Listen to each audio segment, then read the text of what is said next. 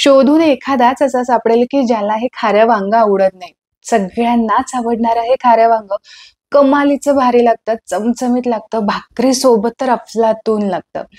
घराघरामध्ये बनवलं जाणारं हे खारं वांग थोड्याफार फरकाने थोडंसं वेगळं असू शकतं. माझी पद्धत आज मी तुमच्यासोबत शेअर करत आहे. बऱ्याचदा असं होतं की खारं वांग बनवत असताना ते आतमधून कच्चं राहतं. तर यासाठी काय करायचं? तर आजच्या या व्हिडिओमध्ये खारं वांग बनवण्याची एक साधी सोपी पद्धत मी तुमच्यासोबत शेअर करत आहे. नुसत्या वाफेवरती सुद्धा तुम्हाला हे खारं वांग बनवायचं असेल ना, तरी आरामात तुम्ही बनवू शकता. वाटण सुद्धा अगदी सोपंच आहे. पटकन रेसिपीला सुरुवात करूयात. सगळ्यात आधी तर आपण वाटण तयार करून घेऊ. तर यासाठी इथे मी पॅन गरम करण्यासाठी ठेवलाय. गॅसची फ्लेम मीडियम ठेवली. आता यामध्ये अर्धी वाटी मी सुक्या खोबऱ्याचे काप घेतलेले आहेत. इथे ओलं खोबरं वापरण्याऐवजी ना सुकं खोबरंच वापरायचं, म्हणजे छान तर्री सुद्धा येते आणि याचबरोबर भाजीला चव सुद्धा छान येते. तर असे थोडेसे गुलाबी होईपर्यंत इथे मी काप चांगले भाजून घेतलेत. आता इतर साहित्य घालूयात. तर अर्धवट असे खोबरं भाजलं गेलं की मग इतर साहित्य घालायचं. सगळ्यात आधी घालूयात 2 चमचे धने, एक पोह्याचा चमचा भरून जिरे घेतले आणि तितकंच मी इथे तीळ सुद्धा घेतलेलं आहे. गॅसची फ्लेम लो करायची आणि लो फ्लेमवरती मिनिटभरासाठी फक्त हे आपल्याला परतून घ्यायचंय. तर छान तडतड आवाज येईपर्यंत इथे मी भाजून घेतलंय. आता यामध्येच मी 7-8 लसणाच्या पाकळ्या घातल्यात, अर्धा इंच आल्याचे तुकडे घातलेत आणि आपल्या आवडीप्रमाणे इथे हिरव्या मिरच्या सुद्धा थोड्याशा भाजून घ्यायच्यात. तर साधारण मी 7 ते 8 हिरव्या मिरच्या घेतलेल्या आहेत. या तिखटाला भरपूर आहेत, त्यामुळे मी इतक्या घेतल्यात. तुम्ही तुमच्या अंदाजाप्रमाणे घेऊ शकता. तर साधारण आणखीन 1 मिनिट 1.5 मिनिट मी हे चांगलं परतून घेतलं. इथं वाटण्यासाठी लागणारं सगळं साहित्य चांगलं भाजून झालंय. हवं असेल तर तुम्ही आलं, लसूण आणि मिरची वेगळी तुम्ही भाजून घेऊ शकता आणि कोरडं साहित्य वेगळं भाजून घ्यायचं.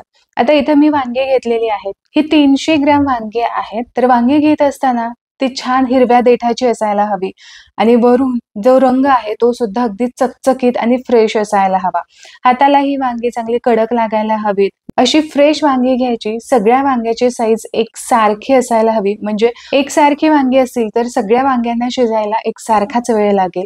काही छोटी, काही मोठी असतील तर छोटी वांगी पटकन शिजली जातील. मोठी वांगी शिजेपर्यंत त्या छोट्या वांग्याचा गाळ होऊन जातो. यामुळे वांगी निवडताना एकसारखी वांगी निवडून घ्यायची. आता इथे वांग्याचं मी देठ वरचं जे आहे ते काढून घेतलंय. साधारण अर्धा इंचाचं देठ मी तसंच ठेवलंय. आता याच बरोबर जो खालचा भाग आहे तो सुद्धा मी थोडासा तोडून घेतलाय आणि याचे जे काटे आहेत, जे जितपत तुम्हाला काढता येतील तितपत तुम्ही काटे काढू शकता. लगेच वांग्याला चीर पाडून घ्यायची नाही. आधी ही आपल्याला तयारी करून घ्यायची. याचं देठ कट करून घ्यायचं, काटे काढून घ्यायचं. ही तयारी आधी करून घेतली की मी ऐन वेळेस आपल्याला वांगी चिरून घ्यायची. बरं, ही वांगी मी आधीच स्वच्छ धुवून घेतलेली आहेत. यावरचं जे पाणी आहे ते मी चांगलं निथळून घेतलंय किंवा हवं असेल तर तुम्ही ही वांगी पुसून घेऊ शकता. आता खारं वांग जेव्हा आपण करतो त्यावेळेस खूप जास्त पाण्याचा इथे वापर करून चालत नाही. आता तुम्ही विचाराल की वांगी आधीच चिरून जर तुम्ही पाण्यामध्ये ठेवली तर चालेल का? तर असं अजिबातच करू नका. फक्त खाऱ्या वांग्यासाठीच नाही, तर इतर जेव्हा तुम्ही वांग्याचे वेगवेगळे प्रकार बनवत असता त्यावेळेस सुद्धा वांग चिरून पाण्यामध्ये ठेवायचं नाही. याचं कारण असं, वांग्यामध्ये भरपूर प्रमाणात क आणि ब जीवनसत्व असतं. एकदा ही वांगी चिरली आणि हवेच्या संपर्कात आली किती पटकन काळी पडतात म्हणून आपण पाण्यामध्ये ठेवतो. पण पाण्यामध्येच हे क आणि ब जीवनसत्व पूर्णपणे निघून जातं आणि यामुळे हे जीवनसत्व आपल्याला मिळण्याऐवजी ते पाण्यात वाहून जातं, फेकलं जातं. यासाठी आयत्या वेळेसच आपल्याला ही वांगी चिरून घ्यायची. सगळी देठं काढून झाली. आता एक एक करून वांग अशा पद्धतीने आपल्याला चिरून घ्यायचंय. फक्त 2 भाग करून घ्यायचे. नेहमी पद्धतीनेच मी हे चिरून घेतेय. पाण्यामध्ये न ठेवता ही वांगी आपण लगेचच कढईमध्ये घालणार आहोत. यामुळे काय होईल, थोडीशी ती रापली किंवा थोडीशी काळी झाली तरी सुद्धा चालतील, पण यामध्ये असणारं जीवनसत्व आपल्याला तसंच टिकून ठेवायचंय. वांगी चिरून खूप वेळ बाहेर ठेवायची नाही, यामुळे वांग्यातलं जीवनसत्व नष्ट होतं. आता वांगी चिरत असताना अगदी देठापर्यंत चिरून घ्यायची, कारण बऱ्याच जणांचं असं होतं की देठाला वांगी अजिबात शिजत नाही, ती कच्चीच राहतात. यासाठी देठापर्यंत वांगी चिरून घ्यायचे, म्हणजे आतमध्ये पर्यंत मसाला सुद्धा बसला जातो आणि आतमध्ये पर्यंत वांग व्यवस्थित देठाला शिजलं जातं. तर इथे मी बराबर सगळी वांगी चिरून घेतलेली आहेत. आता इकडे मी कढई गरम करण्यासाठी ठेवली होती. यामध्येच मी साधारण 2 पळी तेल घातलंय. गॅसची आच मी मध्यम ठेवली आहे. मध्यम फ्लेमवरती तेल गरम करून घेतलं. आता यामध्येच ही सगळी वांगी सोडून घेऊयात. हवं असेल तर एक-एक वांगं चिरून तुम्ही लगेचच तेलामध्ये सोडलत ना तरी सुद्धा चालेल. खाऱ्या वांग्यासाठी पटकन शिजावं म्हणून हे खारं वांगं आधी चांगलं परतून घ्यायचं. खारं वांगं अशा पद्धतीने तेलामध्ये आधी परतून थोडंसं वाफवून घेतलत ना, तर अगदी नंतर तुम्ही वाफेवरती पाणी न घालता सुद्धा शिजवून घेऊ शकता. यासाठी थोडंसं जास्त वेळ ही वांगी तेलामध्ये परतून घ्यायची. चांगले अगदी देठाला डाग येईपर्यंत आपल्याला हे परतून घ्यायचे आहेत. हवं असेल तर मिनिटभरासाठी तुम्ही यावरती झाकण ठेवू शकता. पण आजची पद्धत थोडीशी मी वेगळी तुमच्यासोबत शेअर करते. यासाठी फक्त वांग्याला सगळ्या बाजूने चांगले डाग आले, की आपण हे तेलामधून काढून घेणार आहोत. तर इथे तुम्ही बघू शकता वांगी चांगली परतून झालेली आहेत. छान यावरती डाग सुद्धा आलेले आहेत. हलकेसे देठावरती सुद्धा डाग यायला हवेत. आता हे वांगी साधारण 1 मिनिट 1.5 मिनिटामध्ये चांगली परतली जातात. एक-एक करून वांगं आपण काढून घेऊयात. वाटण्यासाठी जे साहित्य आपण परतून घेतलं ते थंड होईपर्यंत इकडे आपलं वांगं सुद्धा चिरून भाजून होतं. आता हे थंड झालेलं साहित्य मिक्सरच्या भांड्यामध्ये आपण काढून घेऊया. खाऱ्या वांग्यासाठी भरपूर कोथिंबिरीचा वापर केला जातो. तर एक गच्च मूठ भरून मी इथं कोथिंबीर स्वच्छ धुवून घेतली आहे. अगदी थोडंसं पाणी घालून हे सगळं आपण साहित्य चांगलं वाटून घेऊयात. तर हे बघा असं मस्त असं वाटण, हिरवं वाटण मी इथं तयार करून घेतलं. थोडंसं जाडसर जरी वाटून घेतलं तरी सुद्धा चालेल. पाटा वरवंट असेल ना, तर पाटा वरवंट्याची जी चव येते ती अतिशय भन्नाट येते. त्यामुळे पाटा वरवंट्यावरती नक्की ट्राय करून पहा. आता खाऱ्या वांग्यासाठी मसाला तयार करून घेऊ. तर यासाठी मी जाडसर शेंगदाण्याचा, भाजलेल्या शेंगदाण्याचा कूट इथं घेतलाय. यामध्येच आपण तयार केलेलं वाटण सुद्धा घालायचंय. यामध्येच अर्धा चमचा गरम मसाला घेतला.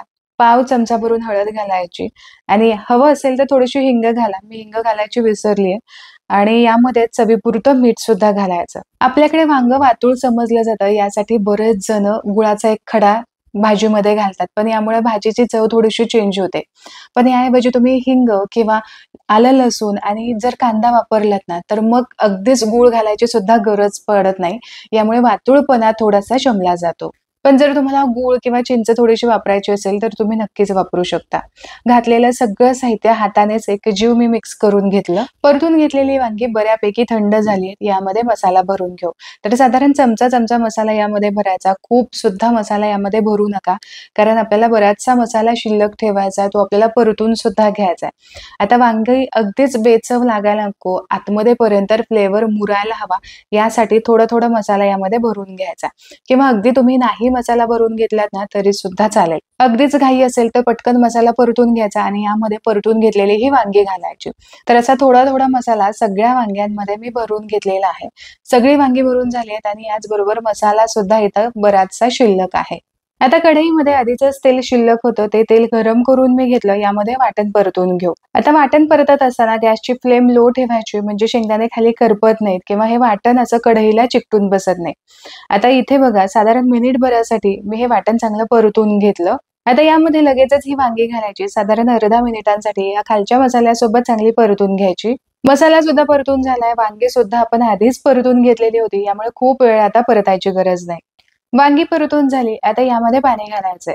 तर साधारण 1 ग्लासभरच मी इथे पाणी घेतलेलं आहे. मिक्सरच्या भांड्याला बरचसं वाटण शिल्लक होतं, तेच मी इथे घेतलेलं आहे. आता एवढ्याच पाण्यामध्ये आपण वांगी शिजवून घेणार आहोत.